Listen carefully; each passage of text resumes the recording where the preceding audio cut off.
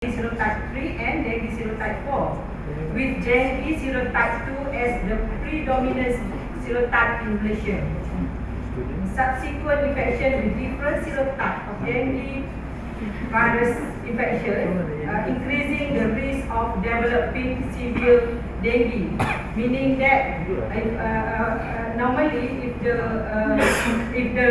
patient already infected with one serotype and then develop antibody, and when the second serotype coming, when the patient infected with the second serotype, so the severity of the disease become more.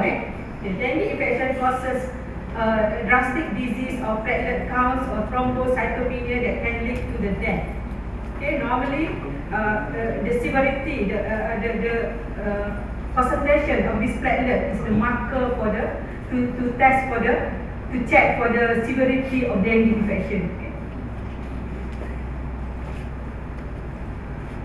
Okay, symptom of dengue infection. So the mild symptom normally are just dengue fever, and then also more severe form of dengue infection such as dengue hemorrhagic fever and dengue shock syndrome. Yeah. Okay. The symptom of dengue hemorrhagic fever and dengue shock syndrome are abdominal bleeding, circulatory failure, and hemorrhagic, which are affected without prompt and proper management. Yeah. Okay. Cracks are rich in polysaccharides that possess a wide range of pharmacological activities such as antiviral, anti-cancer, antibacterial, and antifungus. Okay, for the problem statement, currently there is no, as we know, there is no effective antiviral therapy for dengue infection treatment. Okay, so no antiviral, right? Dengue infection is an antibody-dependent enhancement, so ADE, meaning that the presence of dengue antibody in the patient will enhance the infection if the patient got infected with the different serotype of dengue virus. Okay, one of the popular traditional remedy to treat dengue infection in Malaysia is by taking mangrove crack soap. Okay. So normally when a patient has this dengue infection, so they will be given with this mangrove crack soap. However, no in vitro study has been conducted on the effect of this crack soap either on dengue virus or on platelet count.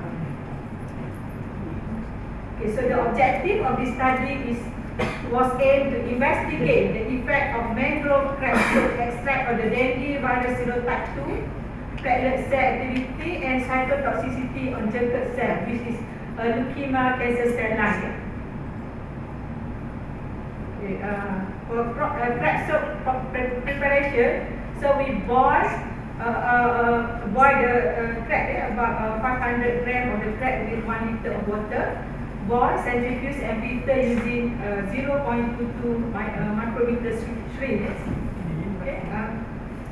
Okay, and then for media preparation, we use RPMI 1640 with 10% filter boron syrup.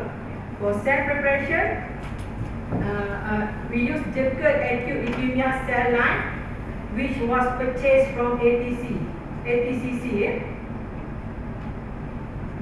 Propagation and determination of stock virus concentration. So propagation, we use junket cell.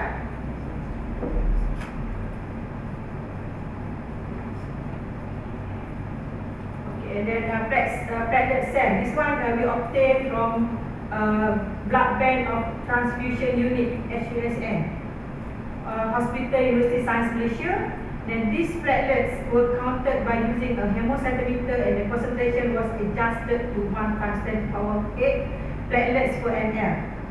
Okay, then for the cytotoxicity study, we determined by using cell titer 96-1 solution cell proliferation assay, which obtained from Promega company, and measured at the absorbance of 490 nanometer, and then this is to determine the MNED or maximum non-toxic dose. Okay. So this is the formula that we use to determine the cell ability. The rate absorbance value of treated cell over average observable value of untreated cell. For the antiviral assay, we sit in the place 1 times 10 to the power of 5 cells per ml jagged cells. And then for dengue virus concentration, we use 1 times 10 to the power of 5 per ml dengue virus serotype 2.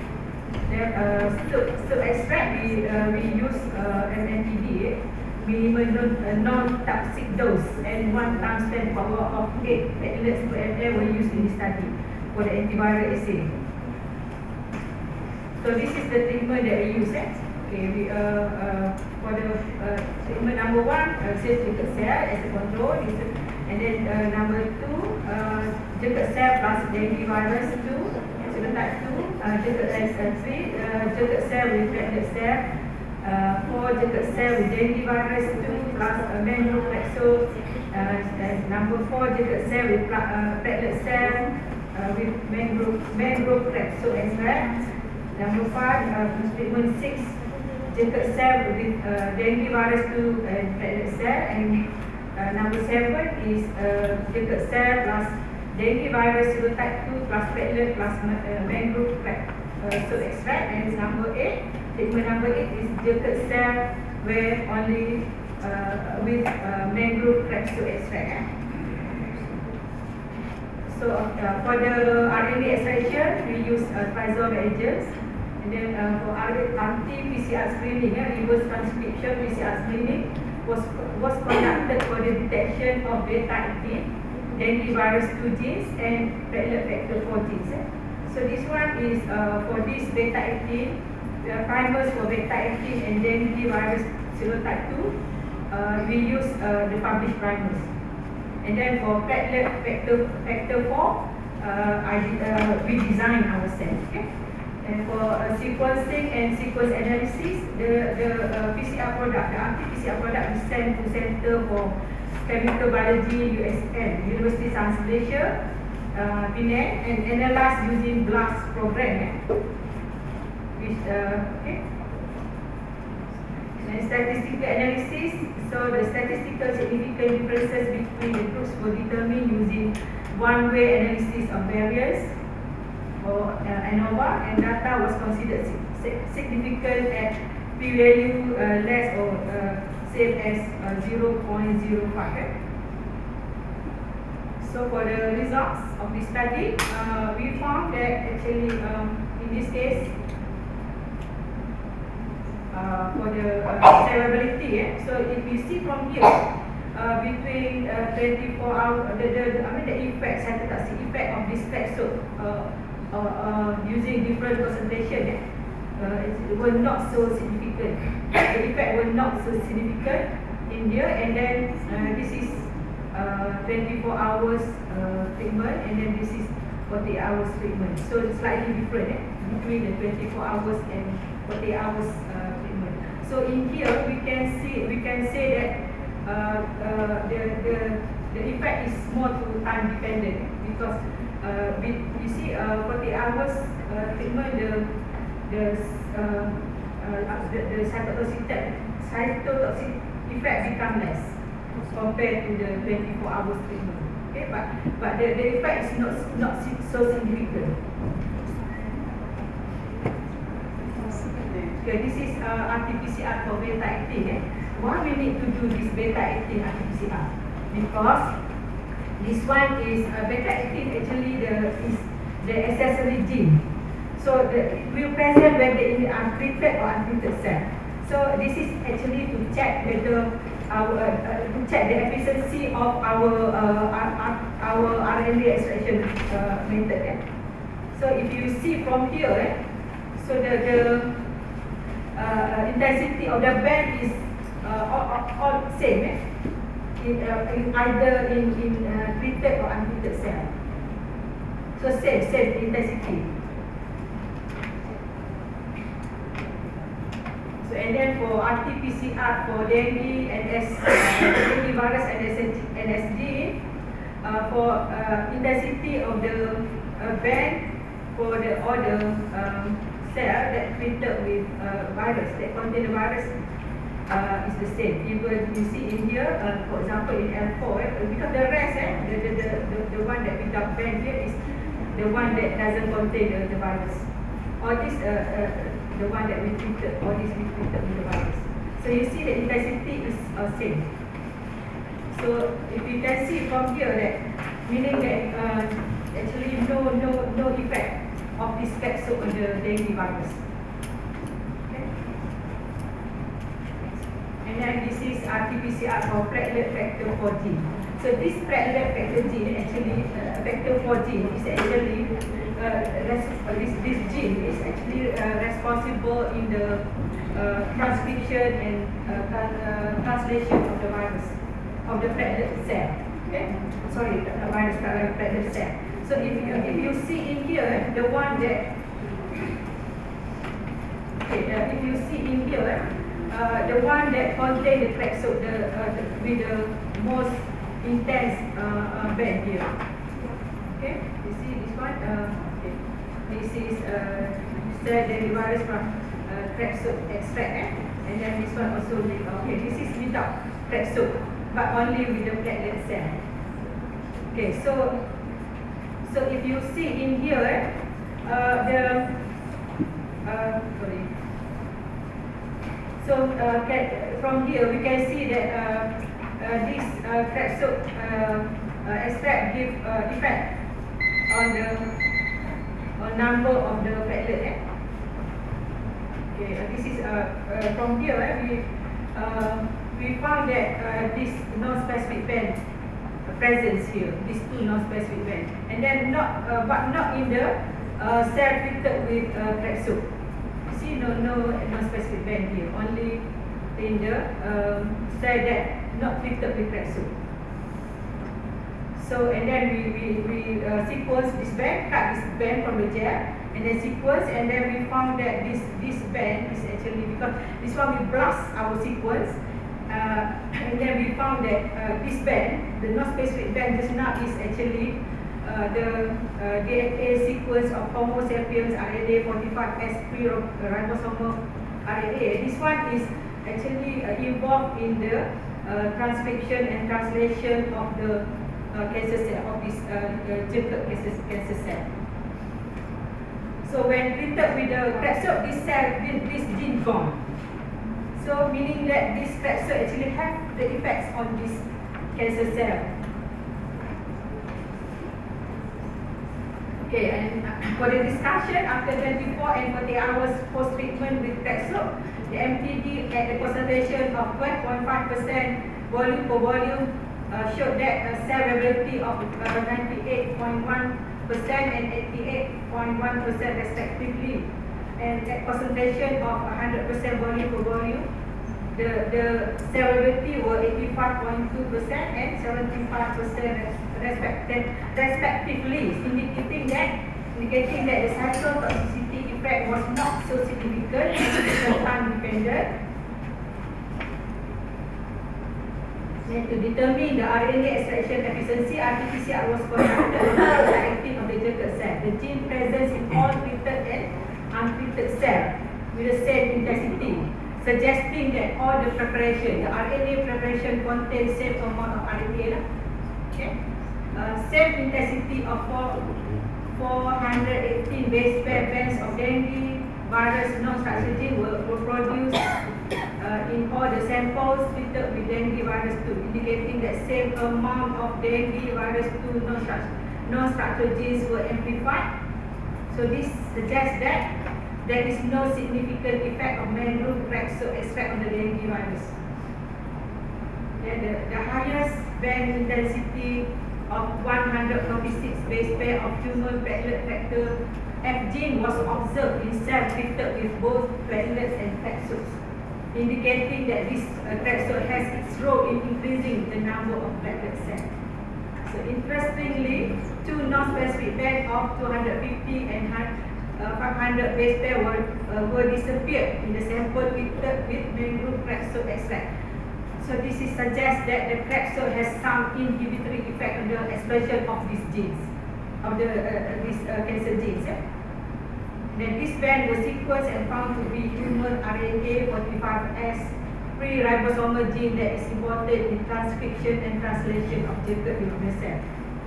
So for the conclusion, no significant inhibitory effect on dengue virus 2.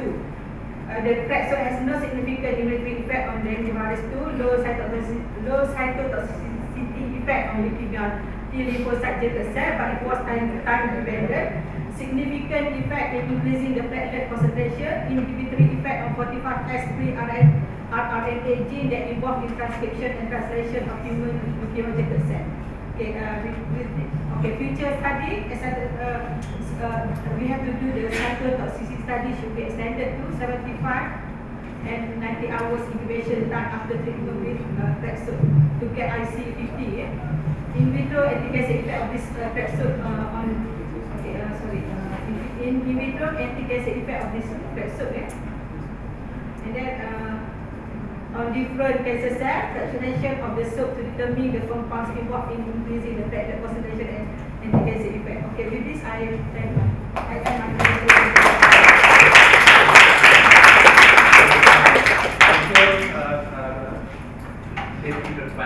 Before we proceed, just one question. Is there any question from the floor? One question? Two question? We still have time. Any question? No? Okay. So, Professor, thank you very much. Please join me.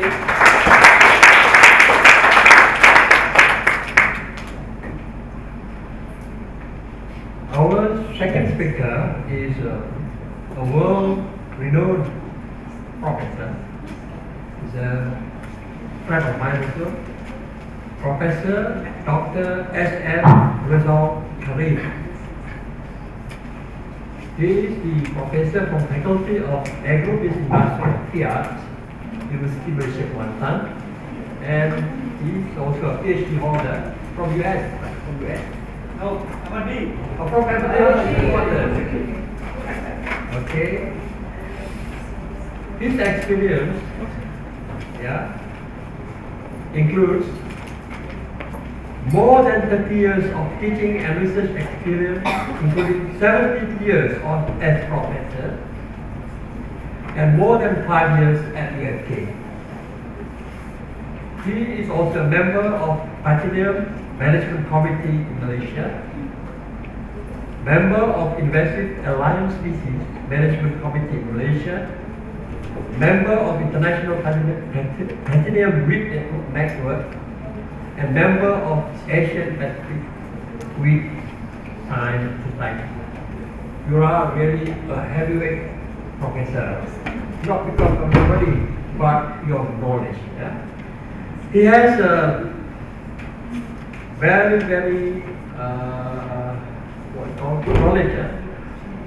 deep knowledge on wheat science, with special emphasis on invasive and allergenic wheat, Platinum heterosporous. Prof, the floor is yours.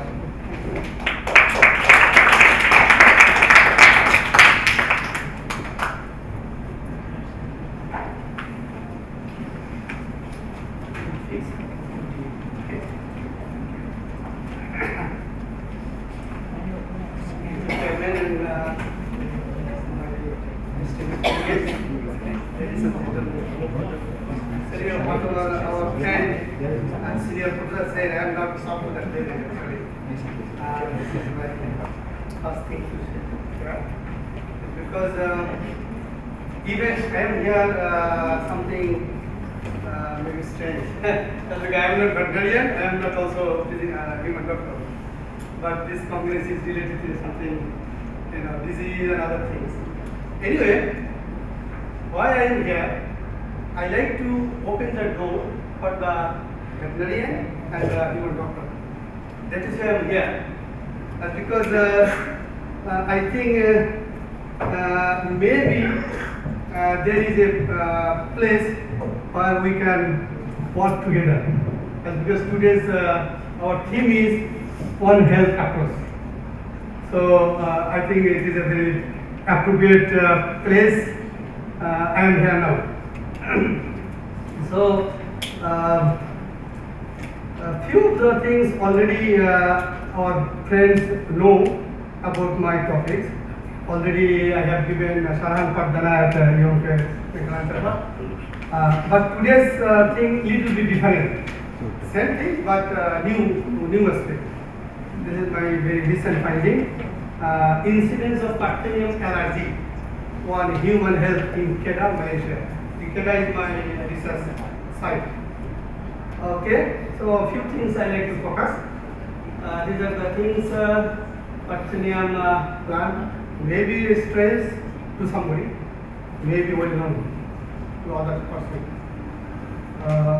Background information on its impact, which might be related to my research finding, and comments and advice of medical doctors regarding the issue which I am going to tell. Information collected during our survey.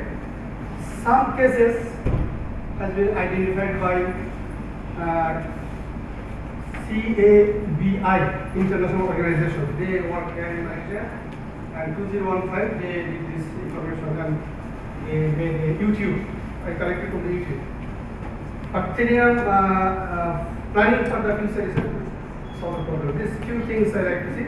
So I think this slide I have shown a few more times before, but those who have not seen the plant, that is why I am presenting again. So this is the single plant of bacterium.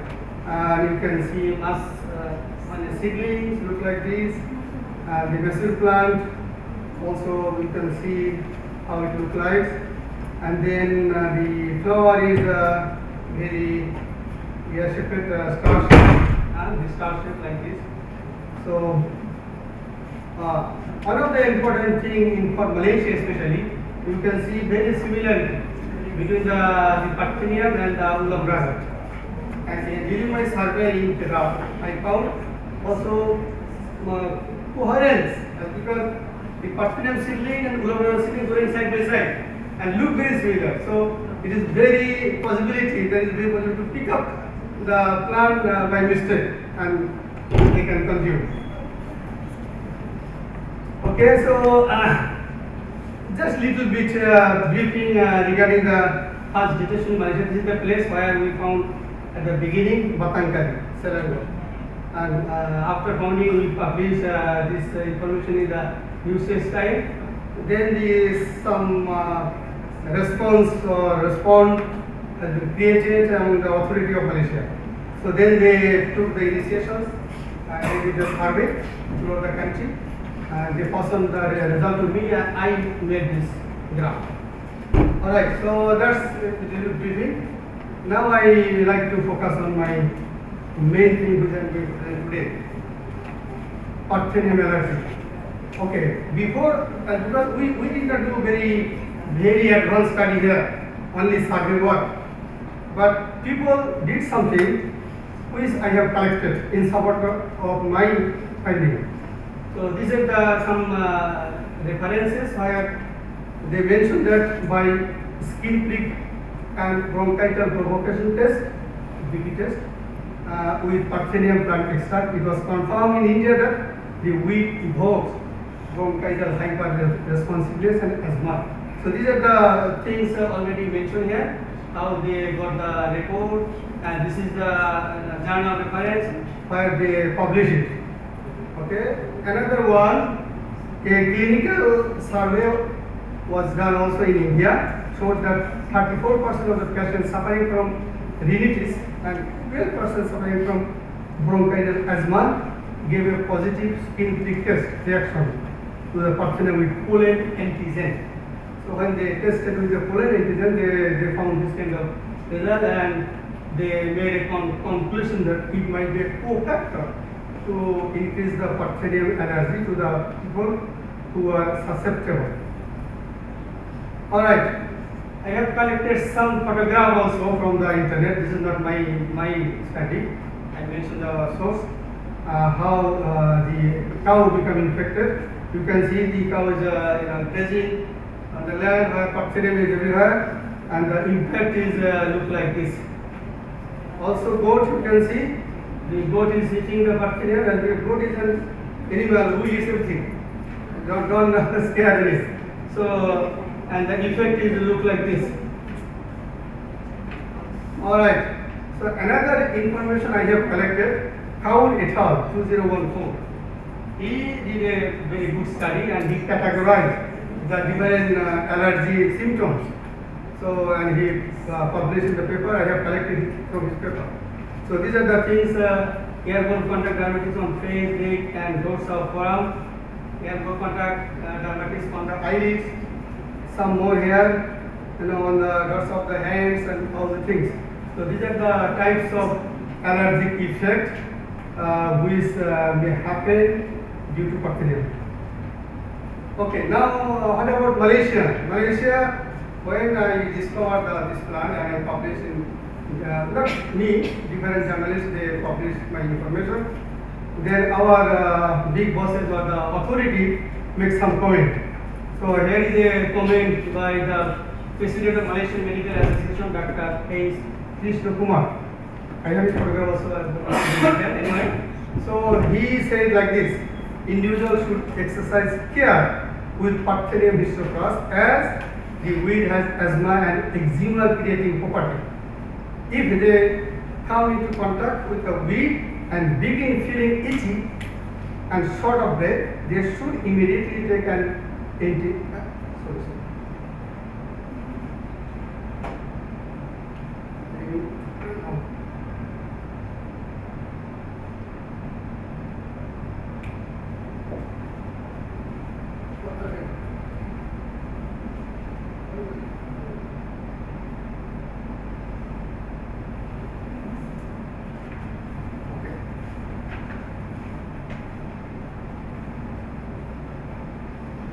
Alright, so they make the comment, both are doctor basically, human doctor.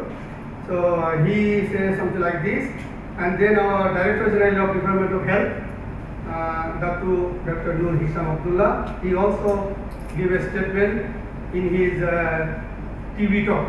This is the reference where he gave the talk. We advise the public to avoid being exposed or touched with the rumpa in Mexico. So because it can cause allergies, especially to children and elderly. So these are the comment from our seniors and experienced doctors. Okay, as I said that some information collected by international organization. This is an example, but I am facing difficulty to play it. Although I use my mobile data to connect the internet, I don't know whether it is going to. If it is come, then you can see. In this video, very short video, but the person from Johor Bahru is the owner of a restaurant, and he is there is a land and a bacteria was growing around the fence of the land, and he has no idea about the bad impact. So what he did, he just pick up the bacterium with bare hand, no protective thing. So it's coming finally. So then finally he become infected with the bacterium allergy, and then it become more worse. Okay. After it make a sound. No sound. Okay. Even very slow also. Okay, just I did only solar. So this is the person. You can show. Sorry, no sound. Sorry for that. This is the man who Mr. Hashim and all the bacteria area. He talking something that I pick up the plant and then I become infected. And these are the one person from CABI. How it happened? He's explained to the expert. Alright? I think that's it. Just an idea only. Alright, okay. So now in our survey we did very special work, very little work, only survey. 100 respondents from village, 5 villages, face-to-face interview, and we have collected this information only. What is the problem they face on the human health and what they have done to solve the problem. So then some photograph and the video also. We have done some video also. Anyway, so this is the our survey area, Malaysia, then Kedah, and then these are the Sungai Bataling area. We did the survey here. This is the way we did the interview. Luckily, we got some personnel from the Department of Agriculture. They also joined this man from Department of Agriculture and this lady, she's a journalist. Okay, so we took interview to another person. Nearby, this is in Kulin, Victoria Welcome State. So another person. Then finally, this is Sungay. Alright, okay. Our result: 5 cases, one from Kampung Haji Naga. This is the coordinates where we took the record. 3 from Kampung Bukit, Sungay, 1 from Kampung Telok, Zalan Sungay Zagung. So these are the people found they are infected with the allergy, and the reaction was reddening on skin, swell on hands, arms, heads, itching and eczema on the hands. So these are the things, and what they said, they were removing the weed with their bare hand and without mask, and this kind of effect happened to their body.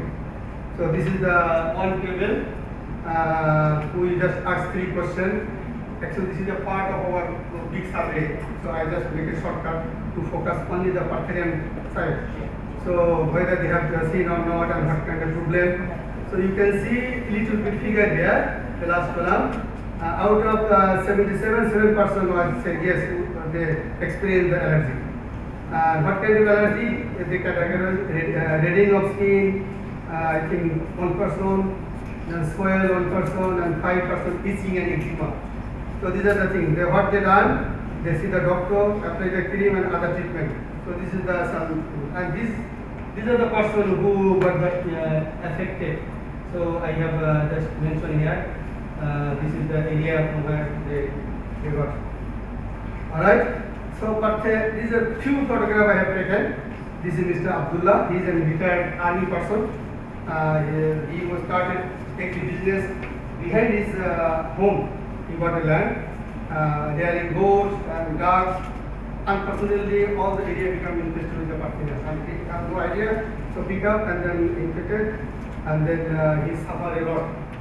Still, when I took the photograph, he said still okay, but little bit improved after using some medicine.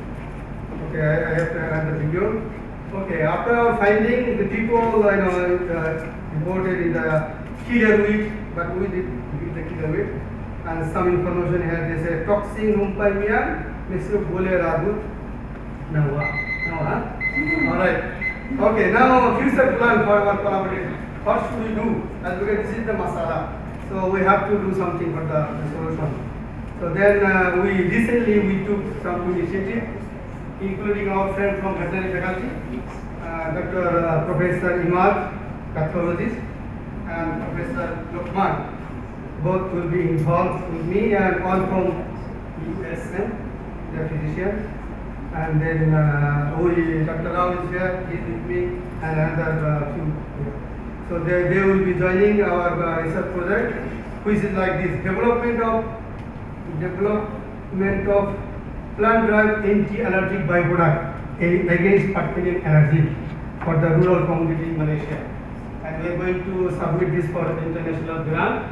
That is a UK-based international 5-year project. So Allah knows better whether it will be successful or not, but we are trying. So this is one of the things. Another thing we try to submit on development of herbicidal, bioherbicide, which is sustain our environment. So we are also submitting to develop some project for developing bioherbicide. And one of my PhD students is going to come from Nigeria. He will be studying chemicals from Parthenia. So these are the few mini scientists on Parthenia from Yonke, especially our Fiat. Conclusion: Parthenia is now threatening our community, and we should be more alert to combat it. Awareness must be created among the rural community through different media. Appropriate research should be done to develop effective technology to solve the problem. Lastly, integrated approach. Integrated approach should be adopted involving policymaker, researcher, humanitarian, and the leaders of the society. All should come forward to work together to solve the problem. That's all. Thank you.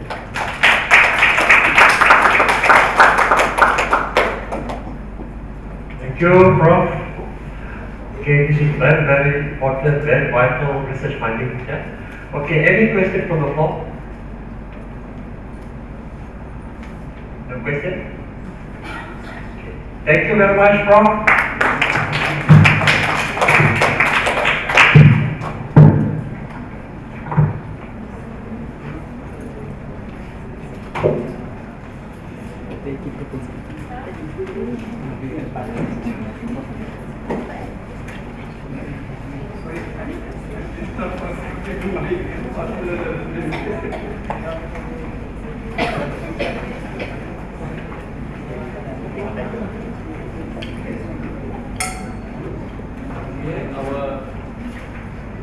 Our third speaker is Dr. Leah S. Guzman. Dr. Guzman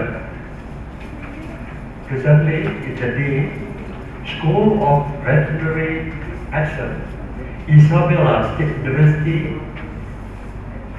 Czech Campus, Philippines.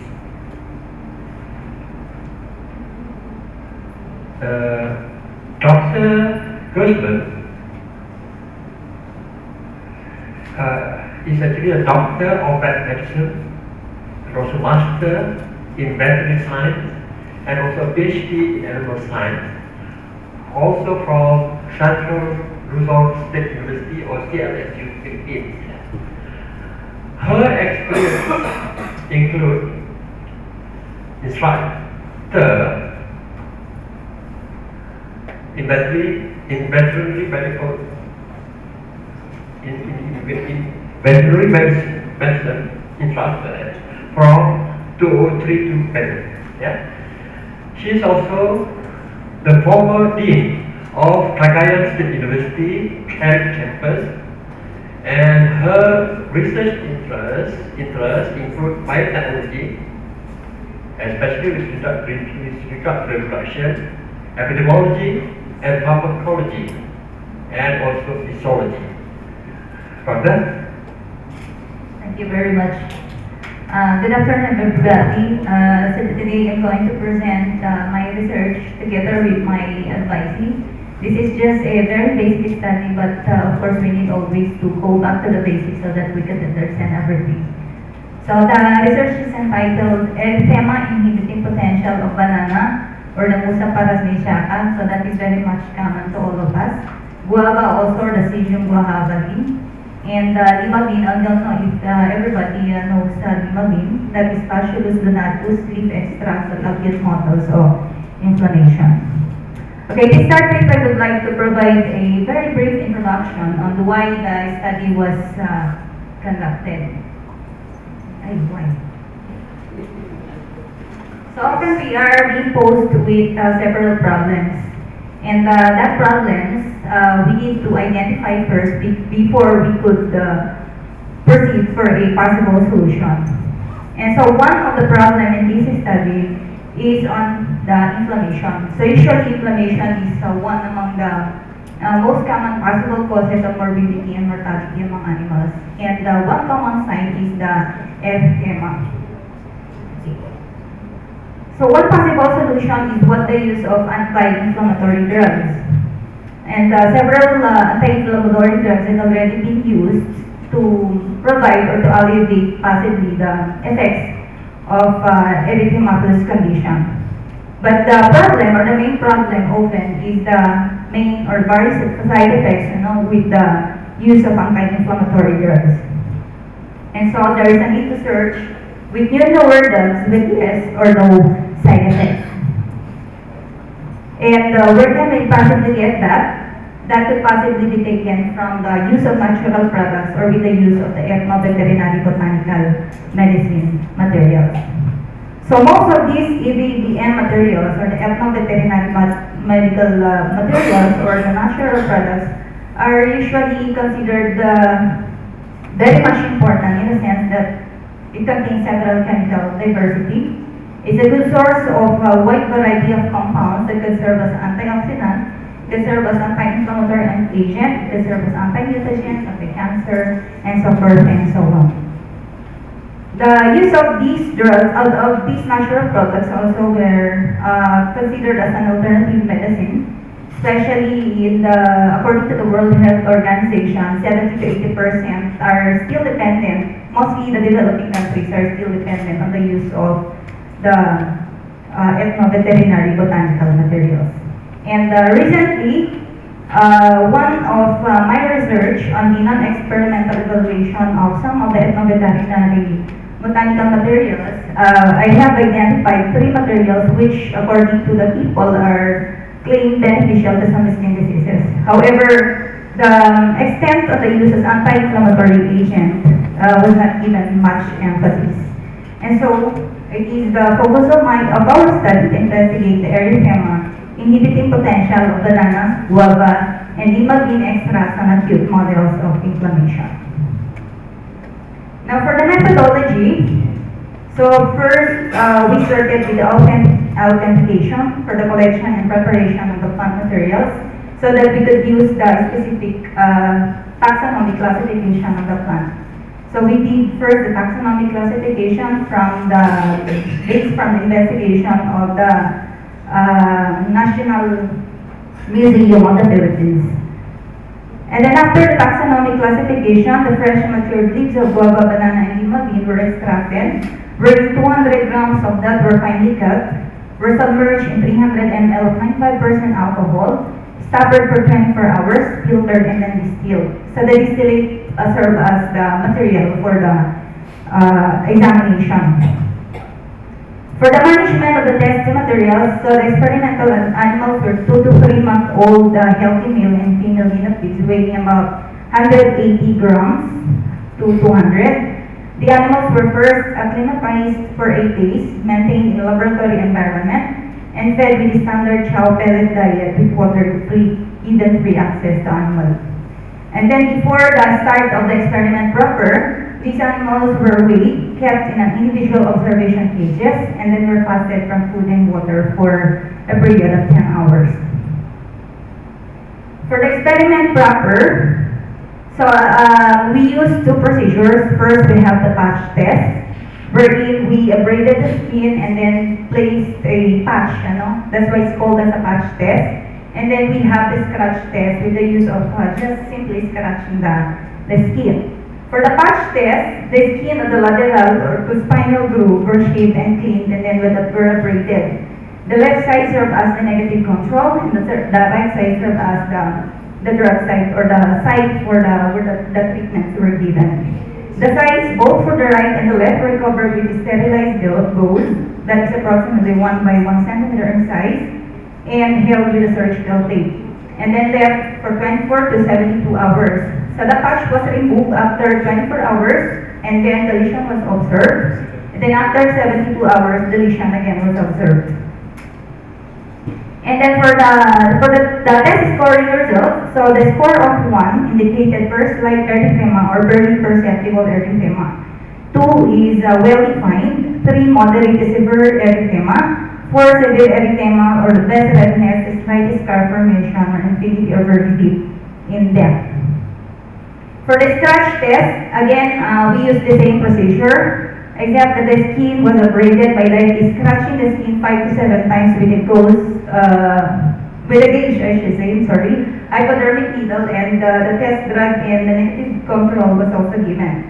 And then the skin was evaluated after 24 and 72 hours using the standard scoring, which I showed a while ago. But for the scratch method, we have this one also. We have the score of 1 for very slight or very perceptible, 2 for well-defined, 3 for moderate, and then 4 for severe erythema.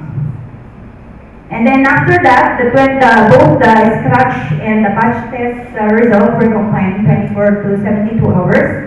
And then divided by 2, that resulted to the primary irritation index.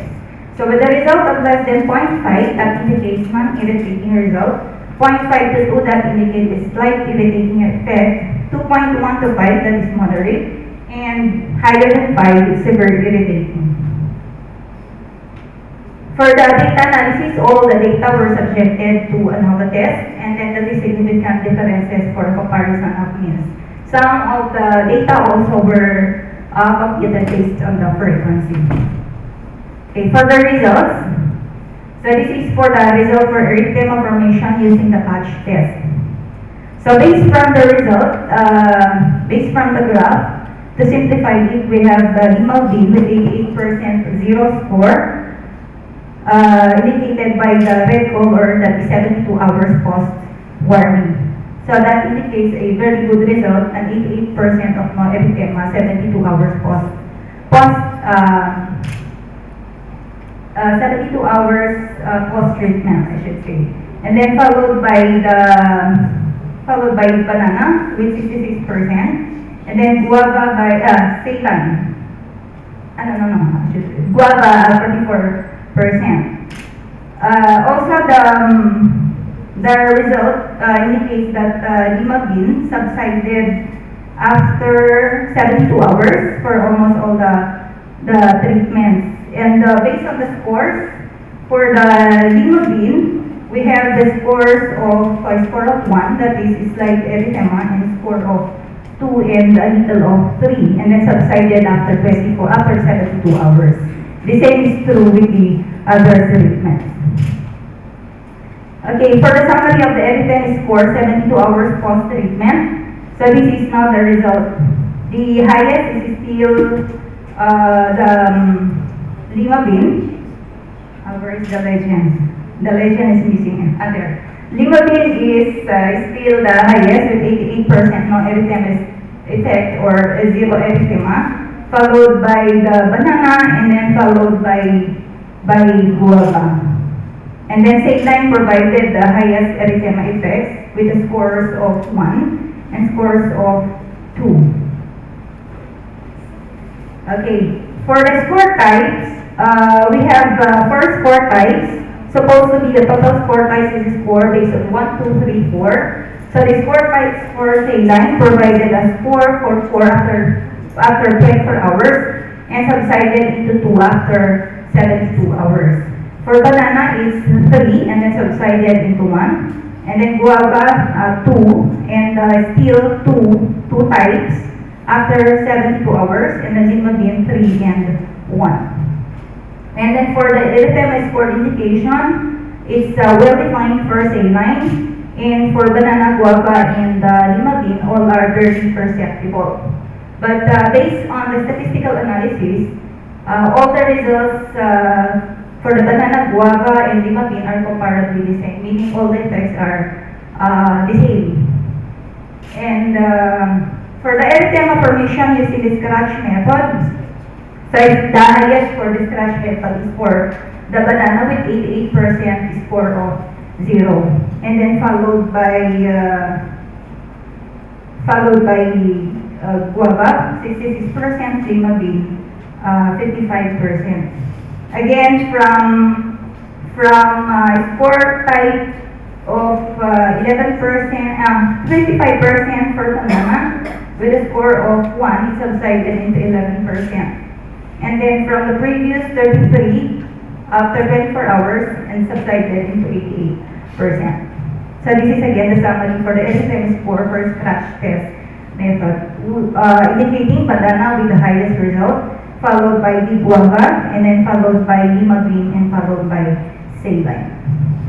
Okay, again, the same with that of the patch test. So the Ceylon provided 3 scores, a total scores of 3 after 24 hours, and then 2 subsided into 2 after 72 hours. Banana with 2, and then 1, and then guava still 1, and then for treatment for the hemoglobin from 2 to 1. For the erythema score, we have a well-defined erythema still for Ceylon, and no erythema effects were identified for banana and guava, and very perceptible for hemoglobin. In the terms of the statistical analysis, both the guava and the banana are comparably the same, or almost the same, or the effects are almost the same, while the Ceylon and the hemoglobin are comparably the same, or almost the same. Okay, for the primary irritation index, so the result revealed that banana and guava are comparably the same, and guava and hemoglobin also are comparably the same. but the primary irritation index result all provided a slight irritating effect. Okay, for the conclusion and the recommendation. Conclusion, all the three ethno-veterinary botanical materials were identified beneficial on the acute inflammatory conditions, and based from the results, the study is very much subjective. So when I say subjective, it varies from the observer. So since it varies from the observer, or from one observer to another, there is a need for a more accurate and measurable procedure in evaluating the erythema formation. That is one of the recommendations. And then, there is also a need for the inclusion of a positive control since we only use saline. So there is a need for a positive control so that we could possibly compare it with a test drug which is commercially available in the market. That's all. Thank you. If there may be any questions, you're free to ask your questions.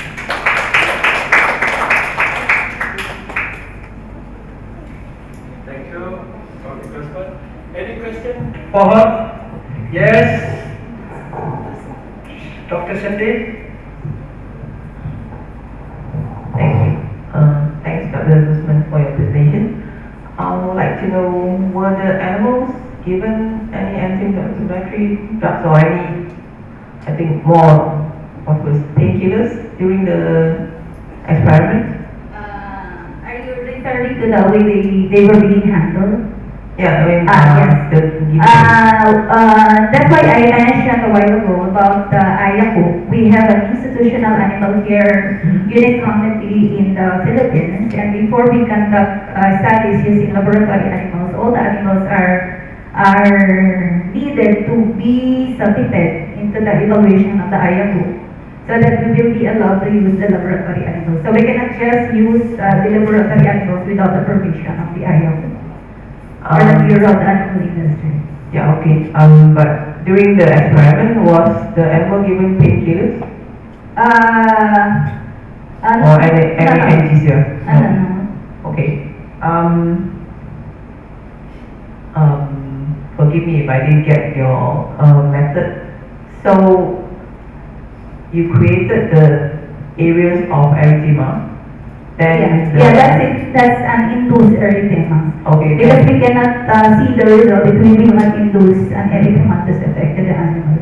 Oh, then the plant extract was dropped onto the Yes. lesions. Okay, right. Thanks. Any more? Yes, Dr.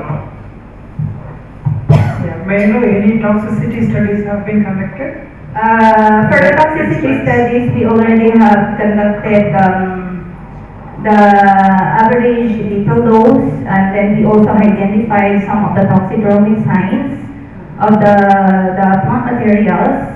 And based from our investigation, we have identified the 0.63 grams, 0.63 level as the lowest dose level for the animals. But that still needs to be re-evaluated. Okay, thank you. Any more? Dr. Guzman? Prof, any question, Prof? Okay, just would like to know regarding the objective of the research. Is it to look at the healing properties or to control the response of early inflammation? One of the objectives is to possibly look for the potential inhibiting effect of the three plant materials. How do you sterilize this material? Do you sterilize this material? Sterilize the materials? Yeah. No. No, just direct application. Yeah. Okay, thank you. Thank you very much, Dr. Guzman. Yeah.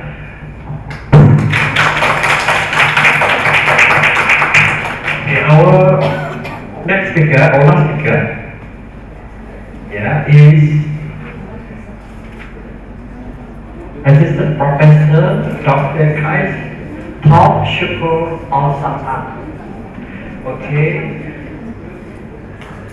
He is actually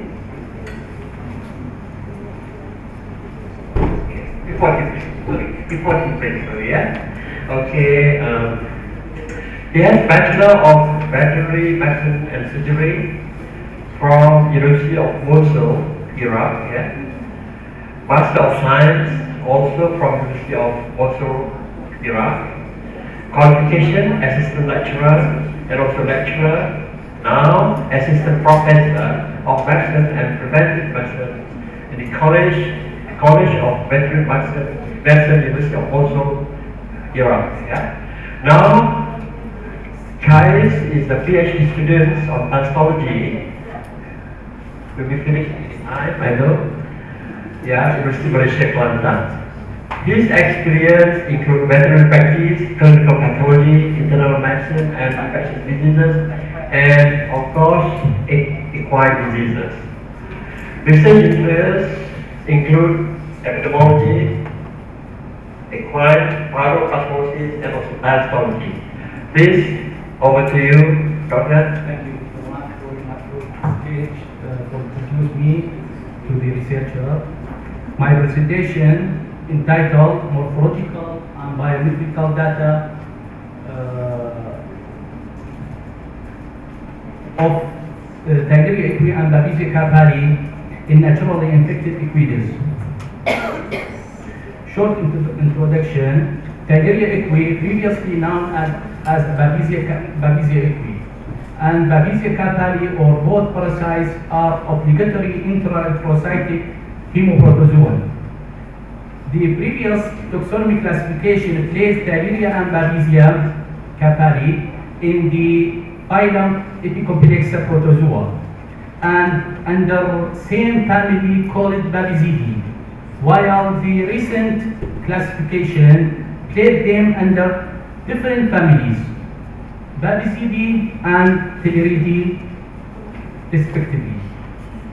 Tigeria equi is a small Tigeria species measuring from 2 to 2.5 micrometer in the length and 1 to 2 micrometer in diameter. The parasite depends on the parasite shape. The schizoid stage of Tigeria equi measuring between 1 to 2 micrometer in the length.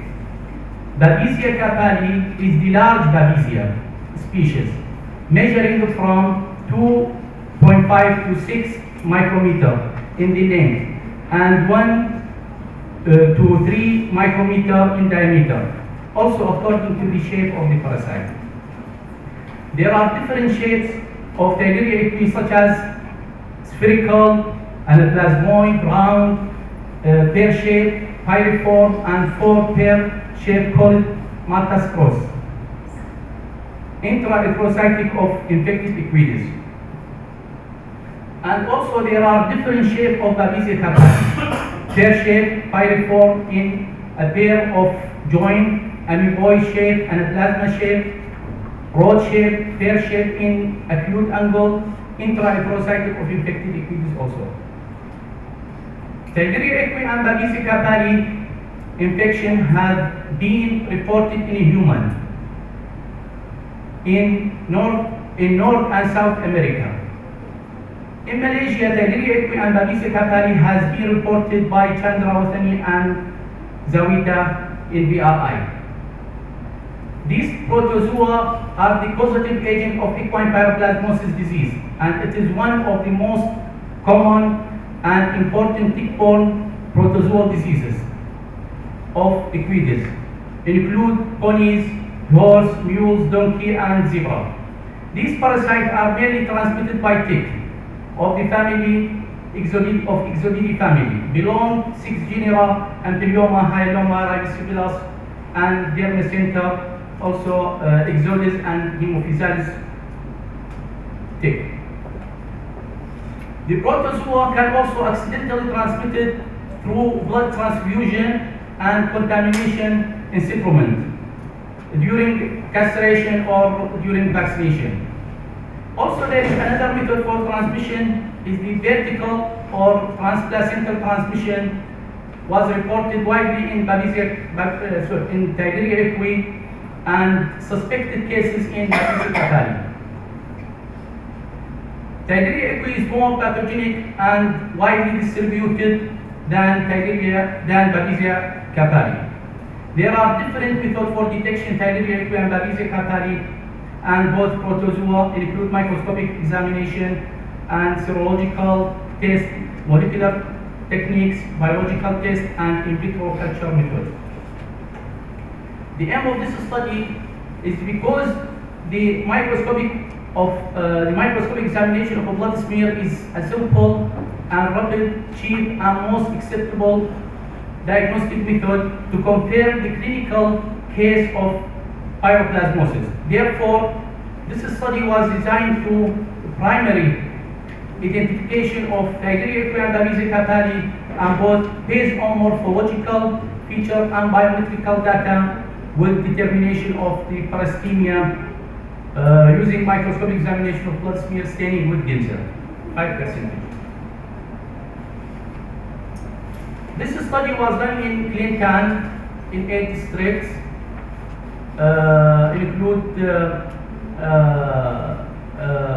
Include 8 districts in Clinton, and also the animal was equids.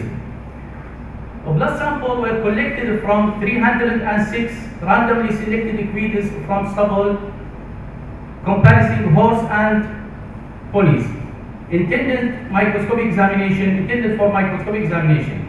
These samples were obtained via jugular vein puncture using 18-gauge needle into 5 ml sterile container tube with anticoagulant EDTA.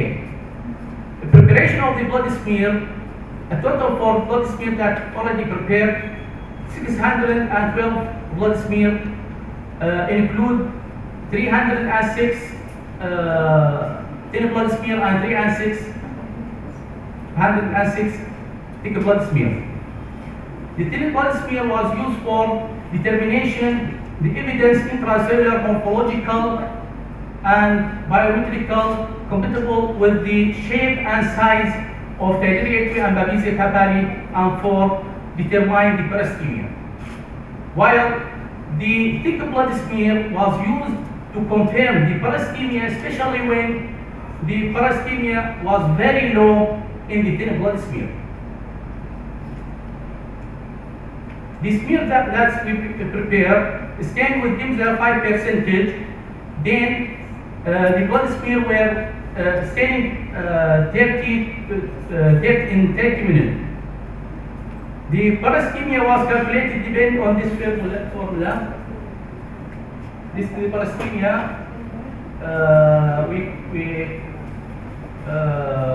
The percentage of the parastemia includes the number of the infected RBC over the number of the calculated RBC, multiple 100. The smears were examined under the microscope, at least 200 filled per smear using 100 oil immersion object. The measuring of the parasites was done using same light microscope connected with the imaging system, analysis system. This is the method for preparation of the blood smear. This is the thin blood smear, and this is the thick blood smear. Just the difference is the amount of drop. Here we put 5 microliter of the blood, but here we put 100 microliter of the blood on the thick blood smear. This table showing the morphological data and the biometrical data for the Tigrinia equi and Babesia catarrhi and both infection. As I mentioned on the introduction, there is a different form for Tigrinia equi, include the pyriform and comma shape, rose shape, Malta cross, and anaplasmoid.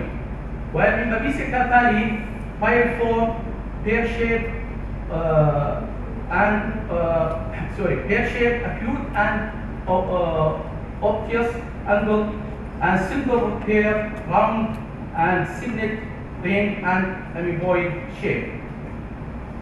The measuring of the parasite, see, as also I mentioned in the introduction, the Thalidomide equi is a smaller size than Babesia campari. It measures of 0.2 to 3 micrometer in the length, while in the Babesia campari 2 to 6 micrometer. The parastemia also calculated for Thalidomide equi. Every time Thalidomide equi is more pathogen, the parastemia is very high. Like, see, it is more than sometimes 14. In our result, 14.2%. In Babesia campari, it is from 0.1 to 7.6. In mixed infection, the parastemia is from 1 to 18%. This is the form that we get on the blood smear, the various form of Thalidomide equi.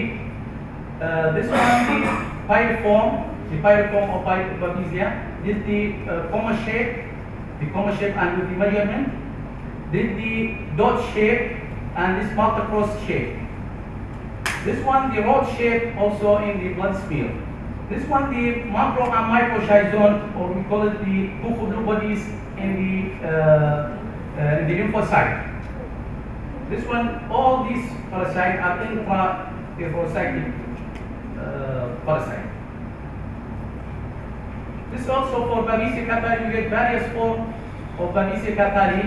This is the pyriform, also the pear shape, also the signet shape, amoeboid shape. This is our reference. The acknowledgement, I want to thank UNK FPB for financial support my study, and grateful thanks to staff of parasitology lab in our faculty, and special acknowledgement to all equities owner for their kind collaboration. Just one I want to tell. This is a very small project on very big project. My PhD on epidemiological study of equine paraplasmosis in Trinidad. Thank you. Any question from the Or Dr. Khaled? Yes? Yes,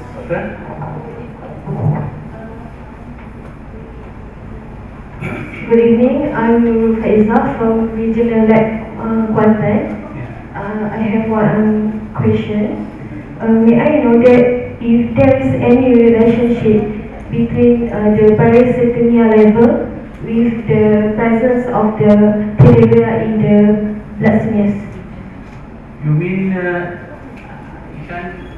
you mean the parastemia, relation with the parastemia with the blood smear, in the blood smear?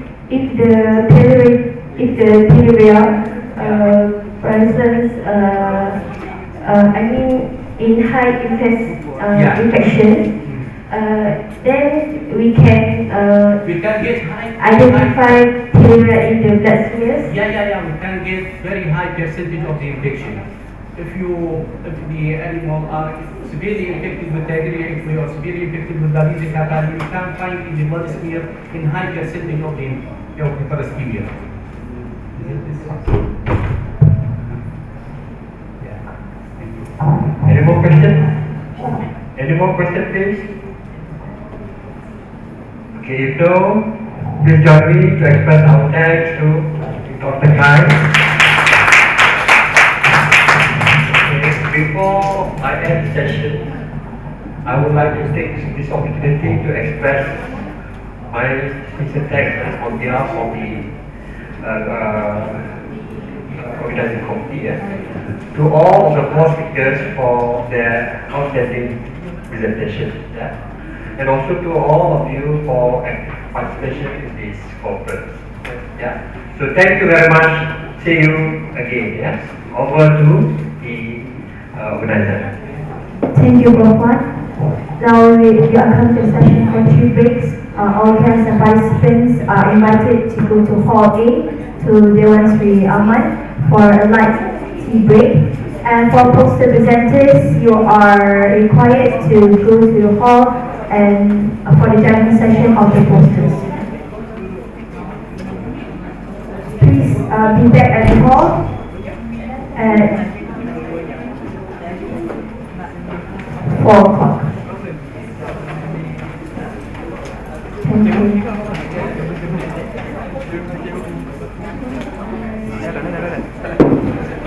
And these are the various physicochemical properties which gives you more information about the honey as well as its quality.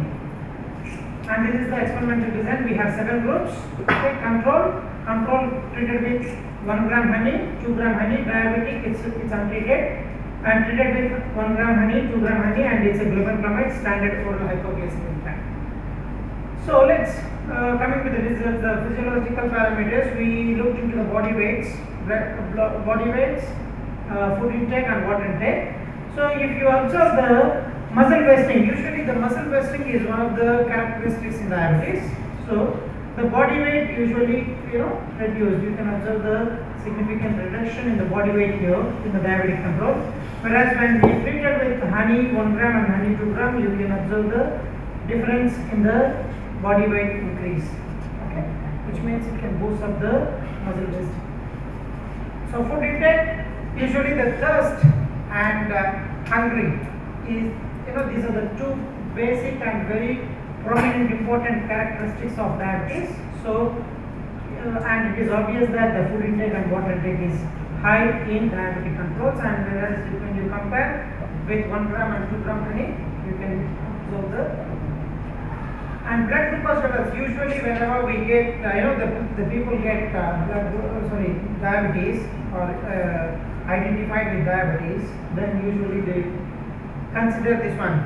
It might be FBC, fasting glucose level, or BP, or maybe random glucose levels. Here in diabetic glucose levels, here you can observe it's untreated, so it is obviously high, and it is with honey 1 and this is with honey 2. And lipid profile also. So usually the lipid profiles in any metabolic disorders, obesity, this is diabetes. So usually they are at high level. The triglycerides, one of the most important cholesterol, because we have different types of lipids, triglycerides, total cholesterol, low density lipoproteins and high density. So the total cholesterol and triglycerides are at elevated level, and when we give the 2 gram of honey, the elevation has been reduced. Here the HDL is considered as a good cholesterol, so which has to be at this level, normal level, but here you can observe the reduction in the HDL as well as LDL. And another one, VLDL, we have very low density lipoprotein. That one we can do by simple calculation with the triglycerides. So insulin is the key factor where it controls the blood glucose levels in our body. So in diabetes, usually what happens, the destruction of pancreatic islet cells, islets of Langerhans. So that's why the insulin is, when we refer to the first slide, it may be the production or it may be the action of insulin. The destruction can be here. And histopathology of the pancreas. So here we can observe the circumferences of islets of Langerhans. Actually, I think the veterinarians know better than me, because we only study the histopathology for our study, but veterinarians you know much better. But here we have shown the circumference of this particular Langerhans of islets of Langerhans, and then if you observe in diabetic control, you can observe the circumference is very low, and when compared to others in H2 2 grams, it is increased. So which means it may be having the insulin mimetic action. So the conclusion, the daily usage of honey would be beneficial to the human wellness, since the administered honey has shown various ameliorating effects of oxidative stress. Even we have studied the oxidative stress and apoptotic markers as well. We have studied superoxide dismutase, catalase, glutathione peroxidase, all these oxidative markers we have studied, but I have not shown here. Okay. And the effect might be due to the polyphenols present in the honey. As I mentioned, physicochemical properties of honey and phytochemical analysis of herbal products, plays an important role in ameliorating the oxidative stress as well as the decreasing the effects of, degeneration effects of that particular drug. The further research need to be conducted to build the mechanism of action.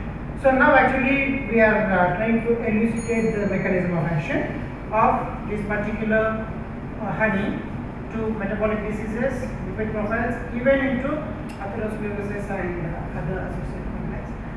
And I am very much grateful to the KPM, the Ministry of Higher Education, for allotting the FRGS and RACE grants to me, and SGJP from UMK. So thank you so much for giving me this opportunity. Thank you, Dr. Ram. Now I open for question and answer session.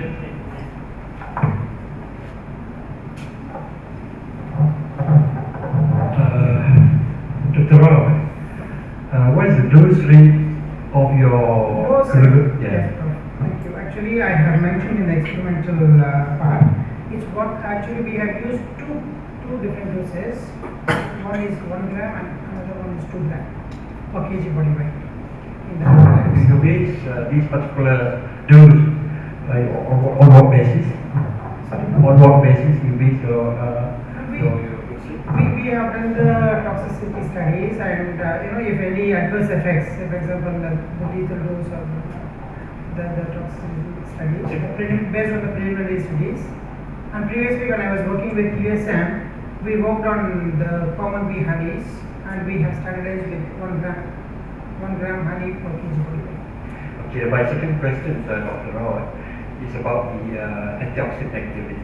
Have you measured this activity? Yes, no. We have used DPH and FAB. Yeah. What sort of scavenging agent that you use? We have used DPH antioxidant activity and FRAP, predictive reducing.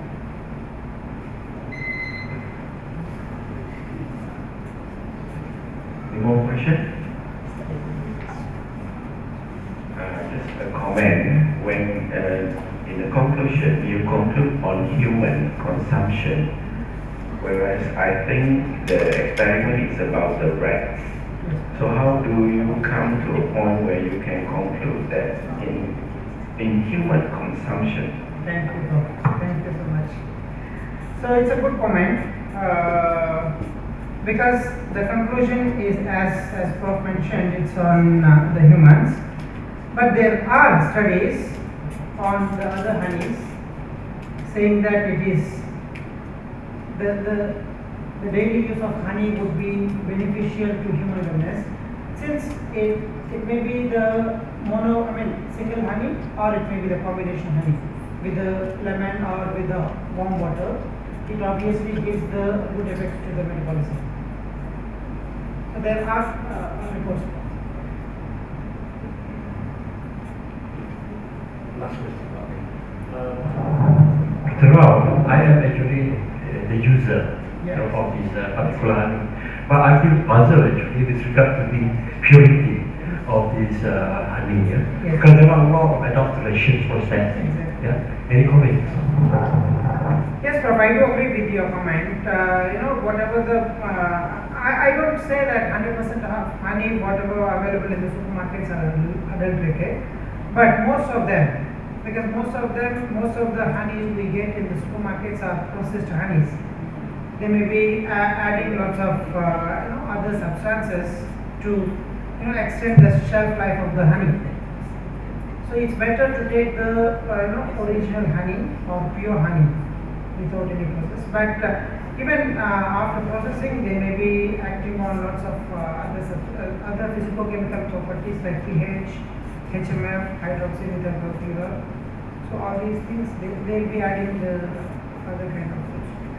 I think one of the nature of photosynthesis is actually because the amount of water and moisture was there, Yes. which can increase the preservation. Yes. So I think something will be made up to remove the water, but it's very difficult. Yes. Yes. So what's the problem with that? No, usually most of the water molecules are moisture content. Moisture content is one of the very important physicochemical properties we study. Whenever we take honey, we first go and measure the moisture content, and in the long run also we study the moisture content. But during the processing, while heating the honey, obviously we try to remove all the water molecules, the moisture content. So during processing, I think the moisture content can be. Thank you, Dr. Rock. Let's show our appreciation in the that's the end of the last presenter and the session for today. I think both presenters actually contribute significant information to us, and hopefully we can explore more on the things that we heard just now. Just to recap, I would like to also express my appreciation to all the speakers and also all the participants to support this Congress. And I think at the end, I would like us to show our last appreciation to all of us. Thank you very much. Aman, please to Madam Chairperson. Thank you, Associate Professor Dr. Wazidin Shayu. Thank you all participants for attending the first day of 7th CFSA Congress 2016 here in Aman, Bali. We appreciate your willingness to spend time to attend the Congress. We would like all of the participants to be aware that we have a lucky draw session tomorrow sponsored by RC Buyer. The coupon will be distributed tomorrow morning during the registration sessions. Hence, we would like to invite all the participants to attend tomorrow's session, which will start at 8:30 a.m. in Sri Aman Hall. We would also like to invite all the speakers, participants, guests, and students to visit the sponsor booth at Sri Aman Hall. With that announcement, we end our first day of 7th CFSA Congress 2016. See you tomorrow, drive safe and have a good rest. Thank you.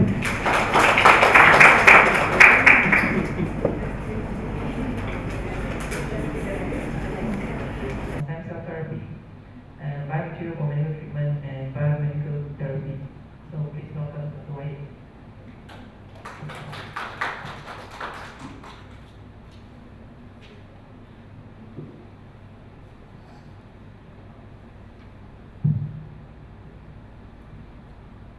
Okay, good afternoon, ladies and gentlemen. Thank you. This is our honor to be here to present my study in the class. Today, I will present the topic developing allogenic mesenchymal stem cell as material transplantation for medical therapy. This is study mesenchymal stem cell for rapid white New Zealand.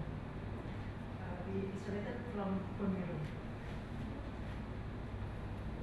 What is the stem cell?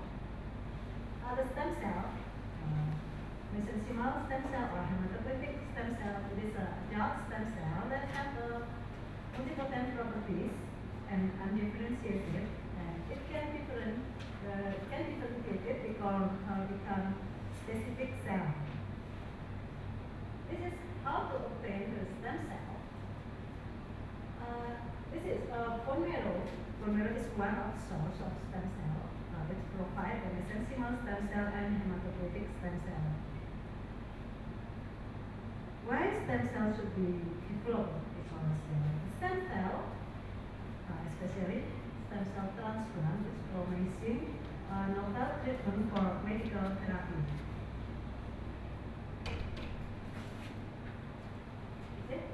The method of this study, first, we isolating and culturing bone marrow mononuclear cell to obtain stem cell from white New Zealand of rabbit. And then second, we analyze microscopically to observe the stem cell for 6 days. And then the third, immunochemical test. This is to make sure that the cell culture is the mesenchymal stem cell from this expression of CD105 and CD435. This is a rapid bone marrow mononuclear cell. We aspirated successfully from the trochanter femur of rabbit white New Zealand. And this is a layer after centrifugation. We get a layer here, we call it as a buffy coat. It is a bone marrow mononuclear cell. And then we take it from this tube, and then we culture it. In the first day, the stem cell was floating in the medium as a mononuclear cell. If observed in 40 times in microscope magnification. In the second day, we get this. It is a fibroblast-like cell. It is spindle shape here, attached to the bottom of a surface battery disk. It's called a plastic adherent. This is the third day. The cell was developed almost all the bottom of surface battery disk. It is a spindle-shaped cell type.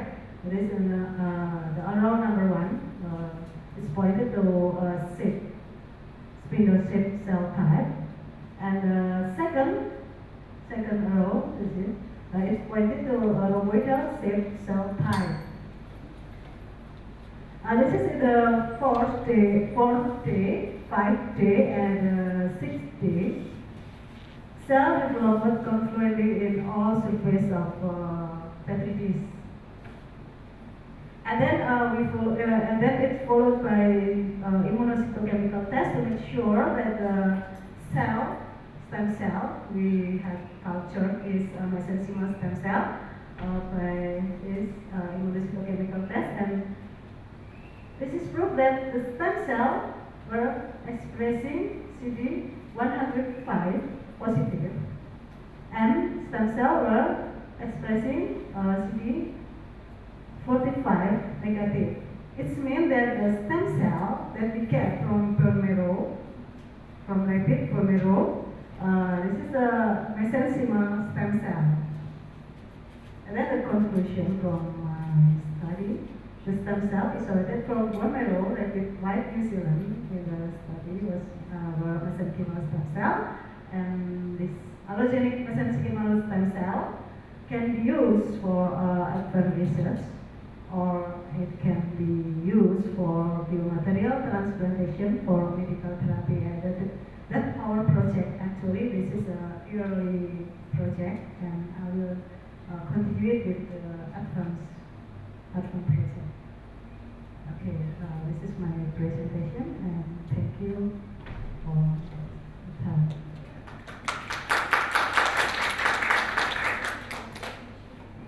Thank you, Dr. Mawi. So, may I have any questions for Dr. Mawi?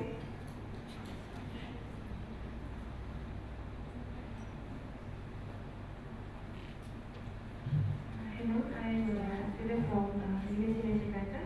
My question is that I want to know once the obtain the stem cell from the rabbit bone marrow, how do they preserve the stem cell before analyzed under the microscope? Sorry, how the stem cell is preserved before it's being analyzed under the microscope after 6 days? Oh, there is okay. When we get to obtain the bone marrow, we do perforation and aspiration from bone marrow, from trochanter femur, and then we got the blood from the blood, but it's actually mononuclear cell and some other cell, and then we aspirate it, and then we put it in fecal impact, and we centrifuge. Yes, we centrifuge to get the layer, yes, and we call buffy coat. Yeah. And then we take the buffy coat, the white layer, and we culture it to the battery disk. medium alpha and AM. And then together mesenchymal stem cell. Actually, from the bone marrow, there are two mesenchymal stem cell or hematopoietic stem cell. To get the mesenchymal stem cell, we do phases, passes. Yeah, phases, few times to separate the hematopoietic and mesenchymal stem cell. It's if we want to get the hematopoietic stem cell, we can culture it in the LPMI medium and another medium for hematopoietic. But if we want to get a mesenchymal stem cell, we use alpha and AM medium. Yeah.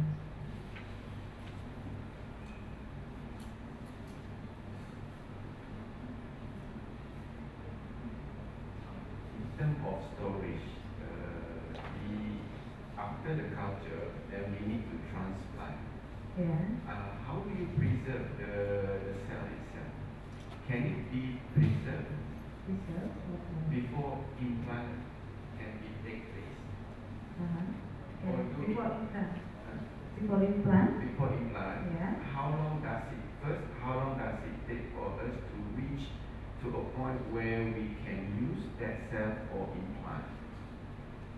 The The cell time. itself. The time. The Oh. time time, to grow. Actually, we try to as soon as possible after we take from the culture and trypsinase, trypsination, yes. Okay. And then as soon as possible we take it to the transplant because in our laboratorium there is a stem cell lab and there is the place for to implant to the animal. Yes. So as soon as possible. Because you need to grow the cell, so that's based on my understanding. The Mhm. cell need to be grown to a certain stage, right? Yes, The cell itself The needs cell? to grow under petri dish. Under the pressure, yes, Yeah, yes. to a certain level or to a certain layer, if I'm not mistaken. Yeah. And then my question, because we need, for example, we have a case where we need to implant these stem cells. Oh. So how long after you grow or passage that this cell can be used in a real case? Yes. Actually, we can do 2 time or 3 time basis for the cultivate for first culture. For culture, we visit 3 time. 1 week, we can cultivate in 2 bases, and in 2 bases passes 3 time or 4 time, and we can use it. If we don't use it, we can be safe. Be safe that in the media for saving the cell. I'm sorry for my English. Yeah. So, because it is interesting, especially as a clinician, if we have a bone Yeah. loss Yeah. in animals.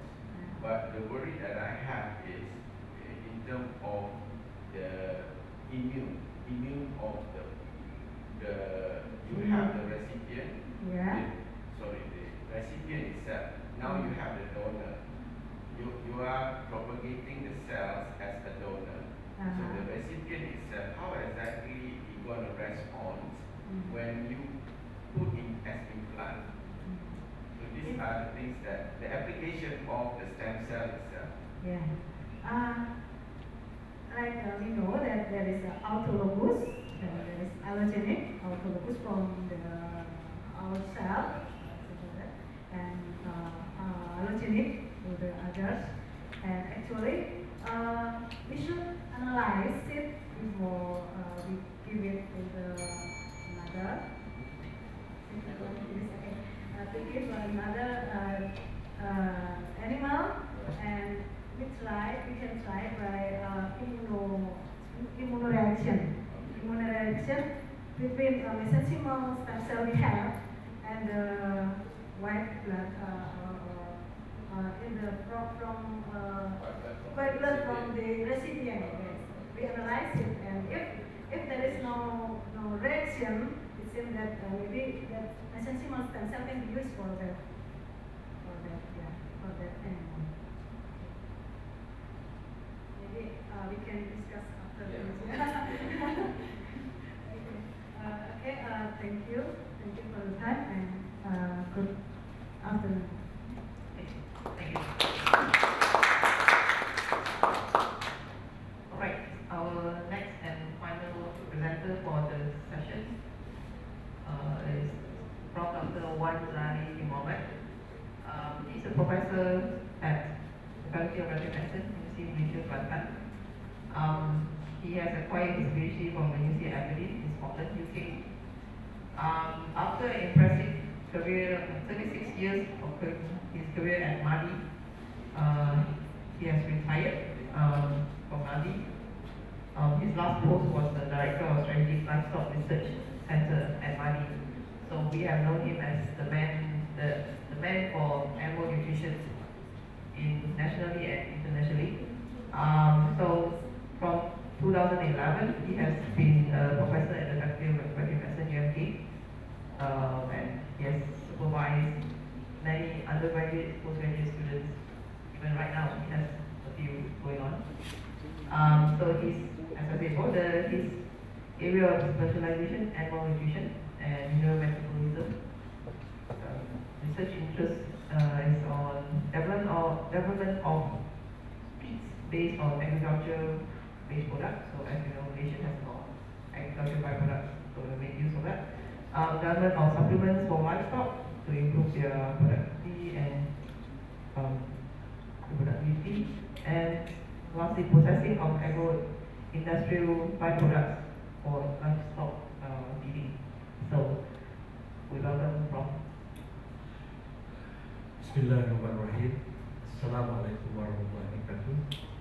First of all, thank you very much, Kennedy, Dr. Cindy, Dean Odi, Promoter, all professors, ladies and gentlemen. Okay, today I would like to share with you our experience in SSC, the effect of recycling leaves and also corn silk supplementation for nutrient digestibility and nutrient balance of induced urinary fertilizer growing wild goods. This work, in fact, actually was carried out by Nick Aman, Nick Aman. He is our master student, finishing already, just waiting for Viva. And this project actually was one of 4 projects, yeah, that he carried out over 2 years period. Okay. So I would like to share with you.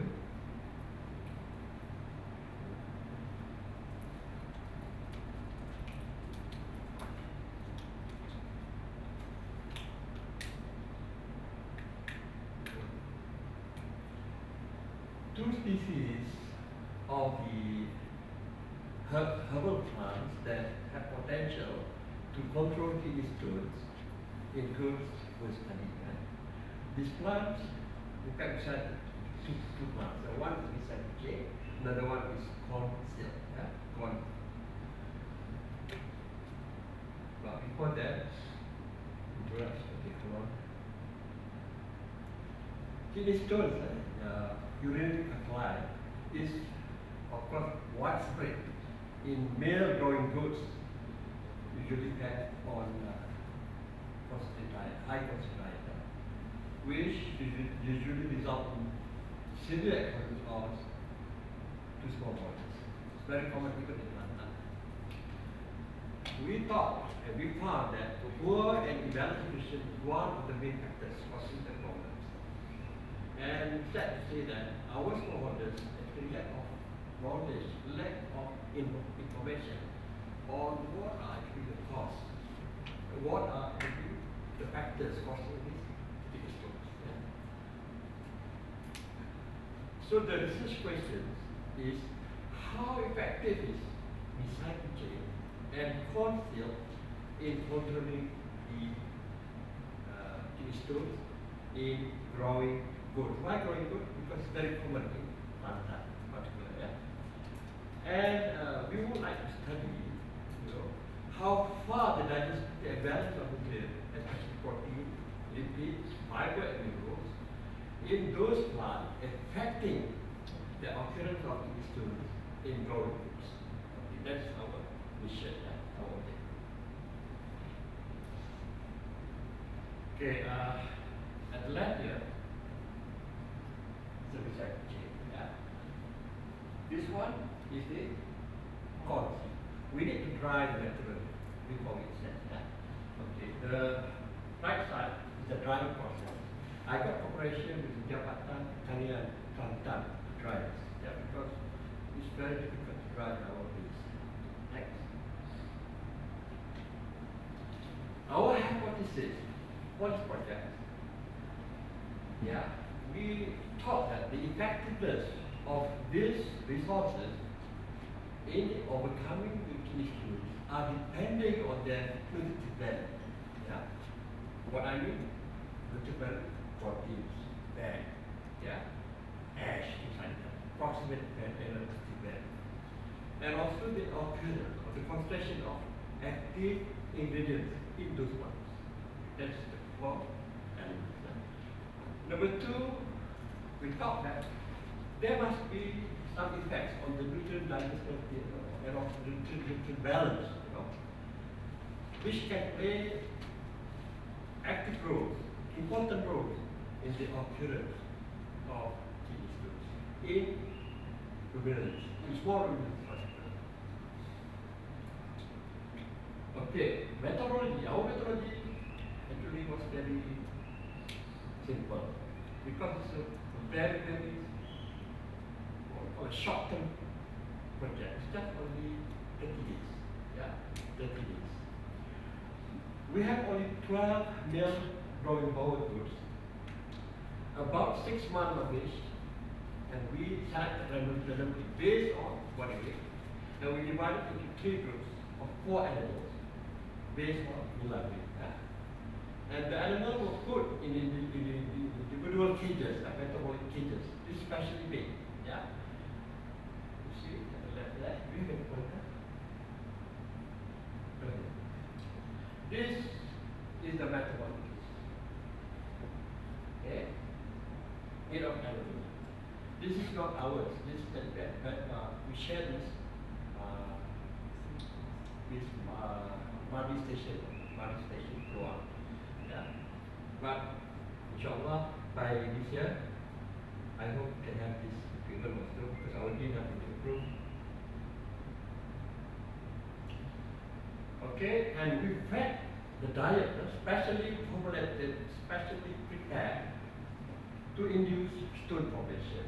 Okay, we give diet consisting of 15% simple protein and 12 megajoules metabolic energy. High in phosphorus, and high in calcium. Why? Because calcium phosphorus can induce formation of stones in the body. These are actually the ingredients that we use. Bear in mind, PKC. PKC is very high phosphorus. This is the most dangerous ingredient that can cause kidney stone in goat. We have to realize that. Okay, all group receive 700 grams per head of recommended diet. So this is enough to meet the requirement of the animal because the dry matter intake should be received by the animal is about 3.5% of initial body. Okay. So we give exactly, yeah, in terms of dry matter intake is enough for the animal. And also 2,000 ml of water so that we can measure the amount coming, the amount going out. Because we need to measure precisely the intake of. So simple. Group 1, 4 animal, group 2, 4 animal, 3, 4 animal. Recycling at 0.5 gram per kilogram. This is our dose level. This level was chosen based on the guidelines for the assessment of the chemical. We followed that section. But before this, we have conducted experiments that confirm that this is actually the most effective level. Yeah. Next. These are our feet. We measure accurately every day. Yeah? And we have two phases of digestibility and balance trial. Digestibility meaning that we need to collect feces, only feces. Balance meaning we need to collect both feces and urine together. And we have to calculate how much is inside the feces in the urine, how much is in the urine. So that we can calculate both digestibility and balance percentage. Phase 1, before supplementation. Remember, we conducted trial for 30 days. Within trial, 30 days we feed the animal. The first 11 days, no data at all. I mean, we just allow animal to adapt. Yeah. But from day 11 to 15, we started to collect the data. This before supplementation. But beginning day 26 to 30, we start giving recycle check and also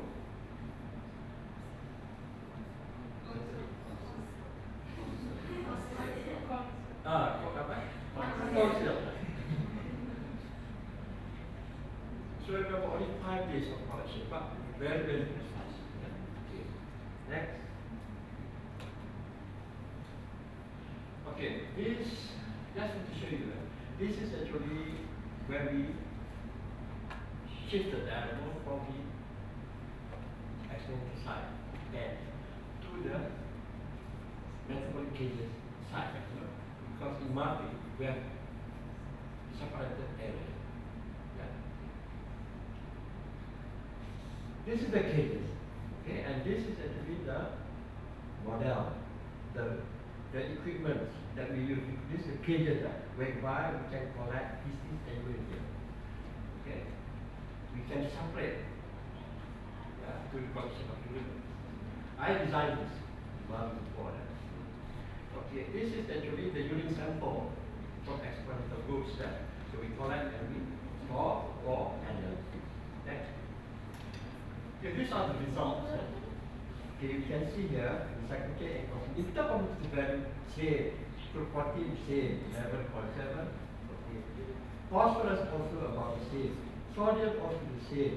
Copper, that's the negative. Copper is 7.5 ppm. This can be considered high. PKC alone 25 part million. 10 of toxicity. 10 of. So this one must be very good. Yeah? Now remember, we just only very little, not much. Okay. Fruit fiber, concept is high. Recycling is high. These are the values in the operative value. Okay? Next. Okay, this slide just show you the compounds that we detected in the both plants. Phyto, carbonic acid, and also hexacononic acid. The main active compound parts. Okay. This is the structure, phyto, hexacononic, and carbonic. This is not useful, but what's important is here. Okay. Type of alkali detector. Even after 4 days, because we collect urine and we use microscope, check the occurrence of stools. And 4 days also, we found already survived. Because survived is the maximum 40 stools. Magnesium, ammonium phosphate fluid. We have also calcium and calcium phosphate. But from our observation, the main one, the core one, is calcium phosphate. Number 2 is sulfide. Number 3 is calcium phosphate. The occurrence of these stones depends, of course, depends on diet. But in this type of diet, the one that I formulated is are the stones. Okay. Next. Okay, I have individual data. I have individual data for council. I have the data also for recycle chain. Okay. But I combine this because limitation of time. We found that the digestibility of dry matter, protein, and crude fiber of recycled chain and concept supplemented animal was significantly increased. The night 8.8%, 3.4%, and 1.1%. Meaning that when we supplement this, the digestibility becomes increased. And two elements and two nutrients, protein and fiber. Very clear. Next, when we look at the balance, we found different ways. Dry matter, CP, EE, fiber, and ash were decreased by this percent. Why? Because all of nutrients can be lost through heat. Meaning the balance of whatever inside the body already reduced. That's the reason why it became negative. Yeah. Up to the point of feces, still positive. But when we consider urine output, then dangerous. It's very good for animals, of course, but the loss of nutrients through urine is a problem. And we found also that the urine volume increased drastically, significantly in treated animals. Treatment animals as compared to control. That's a good finding. So it's if we assume, it can be also similar to human. If we consume recycled chain for food jungle, Next. Okay. The digestibility of calcium, magnesium, potassium decreased.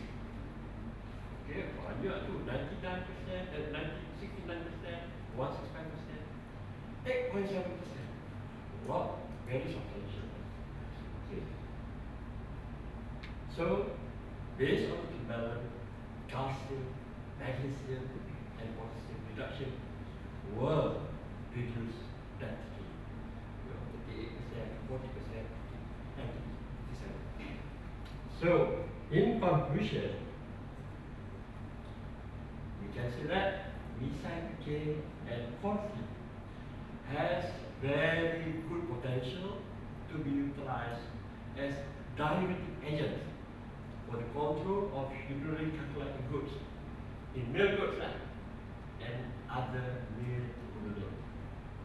I can put here, it's good also for male humans like Prophet Bali. Only women you don't have to worry. You know, because your urinary tract is bigger. We all small.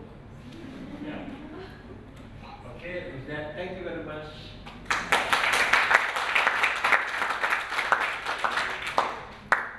Thank you, Prof. Wan, for his excellent presentation. Right, any question from the floor, please?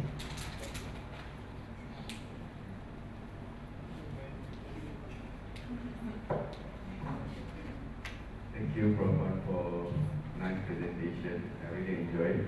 The question is, in terms of crystal formation that you mentioned, they are built up in different pH. In your study, did you look at the recycled chain and concealed combination in alteration of pH? Probably this is a very good question. Remember, in the occurrence of these two pH is very vital component, very important to measure. We measure this.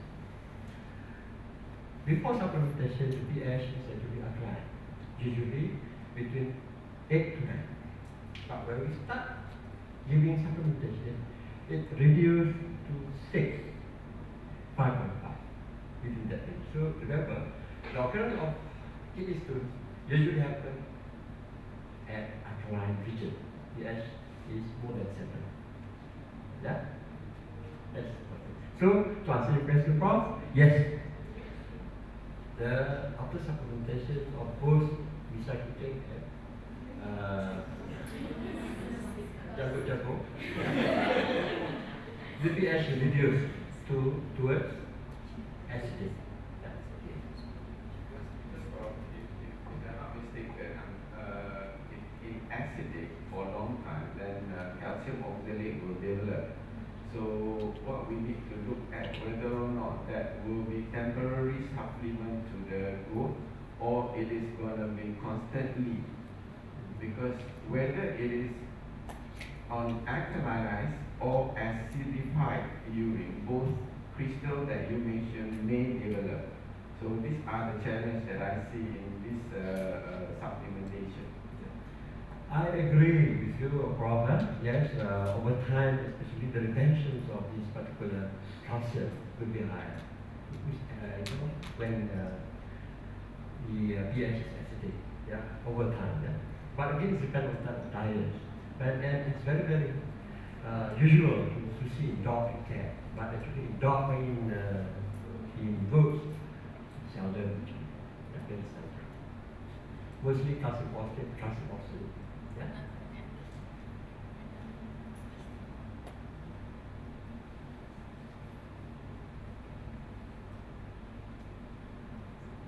Any more questions?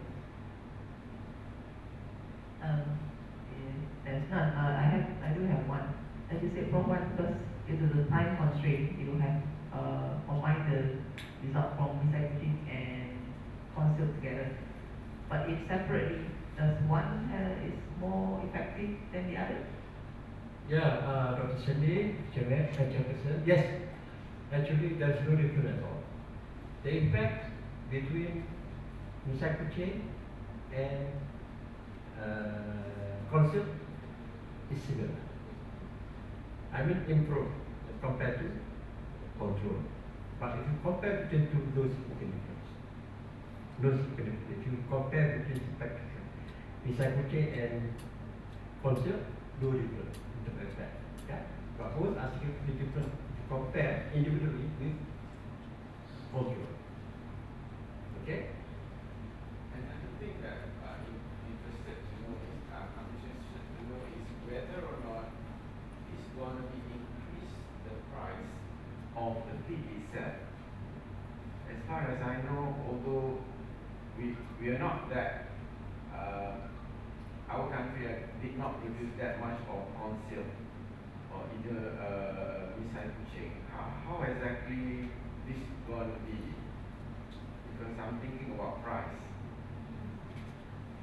Actually, I don't think it can cause some sort of increment of price. Recycling is one of the herbal which has been given emphasized by the government. So we push this. Even the concept, yeah, that one is available, widely available. Yeah. So I don't think that the price will be increased for really, because we have plenty. Yeah, especially the concept. But maybe true for the what we call recycle chain. Because recycle chain is a very sensitive plant because it's subjected to seasonal changes. Sometimes difficult to grow. So, but in Kelantan it's easy to get. Yeah. Thank you. Yes. Hi, Prof. Thank you very much for wisdom presentations. The question I wanted to ask is, I mean, this study that you did, the feed that was given was tailored specifically so that it's increased in all these calcium, phosphorus, and things like that.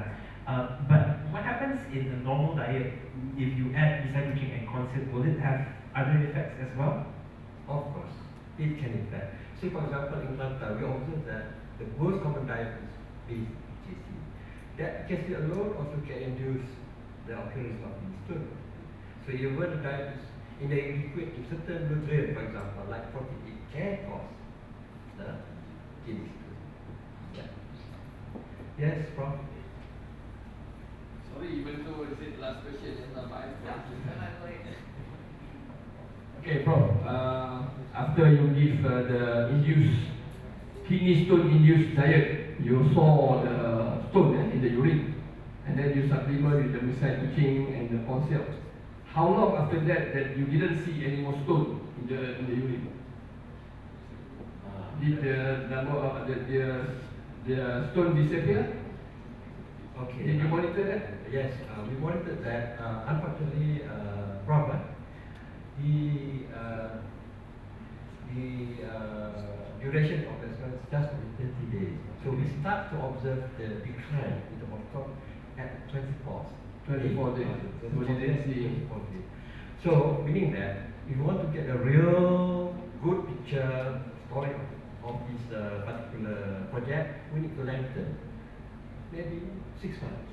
This one is only 1 month because of the shortest. But after 24 days, you see the reduction in the That's right. number of 24 stones. days. Good. Okay. The other one is maybe it's a comment related to Prof.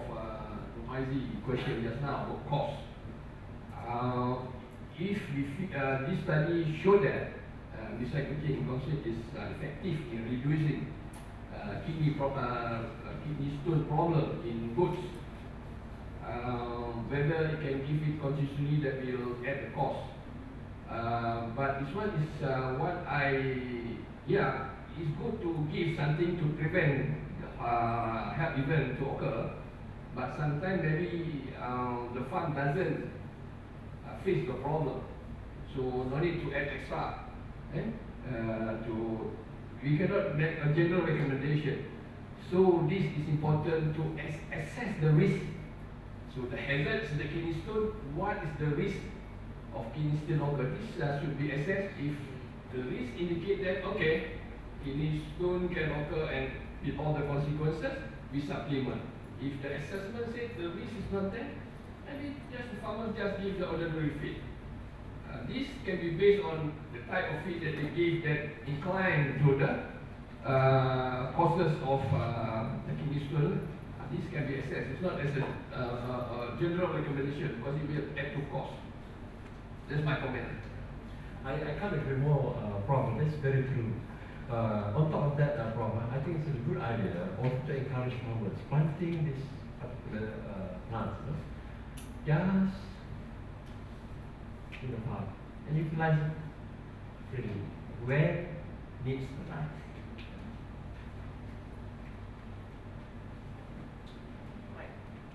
Due to the short of time, even myself, I have lots of questions to ask. It's very interesting. So thank you again so much. So with that, we end this scientific oral presentation, and I'll pass the floor back to the MC. Thank you, Doctor. Thank you, Prof. Thank you, doctors, and thank you, everyone. So this session has ended. Please, after this, housekeeping, please go back to the main hall because there will be a couple more prize giving things. There will be a bit more prizes giving out. There will also, and for those of you, if you have to check out, please remember to check out on time. And also, there will be lunch afterwards at the Thai restaurant. But first, just after this, please go back upstairs. We have some more things going on. Okay? Thank you very much.